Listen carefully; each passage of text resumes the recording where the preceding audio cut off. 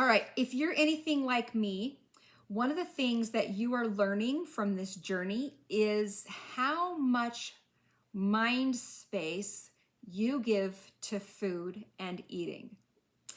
I was shocked when I started to realize how much time I spent thinking about eating.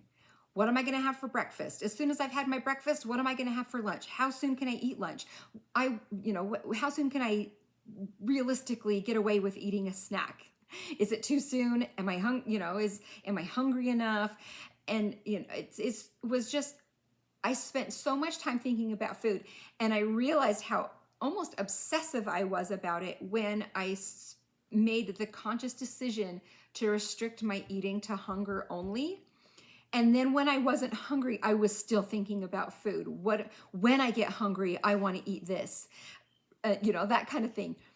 And it wasn't until I finally, this mantra entered my life that it kind of helped me to move away from that obsession with food and thinking about food and planning my next meal and all of that, and kind of release that and let eating become a secondary activity, which was so liberating.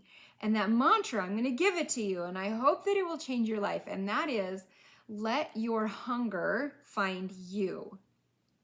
So we have so many things that require our attention during the day, right? As moms, we've got our kids, we've got their schedules, we've got our housework, we've got our jobs. As men, we're supporting our families, we've got the things that we need to do at home, we've got our work responsibilities, and not to mention if we've got responsibilities at our church, or just helping our neighbors, and bills, and all of the things that kind of are in our faces all day long.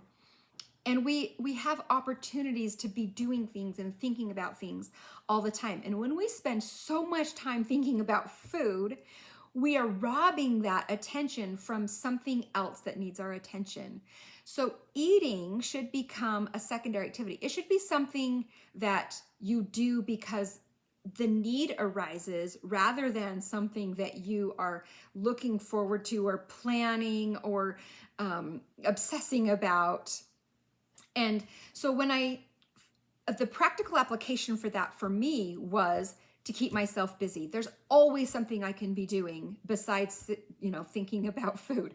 And so I would go find a chore to do, or I would text a friend, or, write in my journal, or whatever. I would find things that I could do that would take my mind off of my stomach. And then my favorite was when I would get surprised by a growl, and I'd be in the middle of folding clothes or whatever. It's like, oh, hey, my stomach just growled. I must be hungry. And then it's like, okay, well, I'm gonna hurry and finish these clothes, and then I'm gonna go get myself something to eat. And it just became something that happened when it needed to happen, and it wasn't something that I stressed about or obsessed about. So that's your new mantra to kind of practice in your life, is let your hunger find you. Be busy, be doing the things that really matter. Check those things off your to-do list, and get the food out of the headspace so that you have headspace for other things. And then your hunger will find you, and then you can go and take care of it, and then you can get back to your things. So let your hunger find you. Could change your life.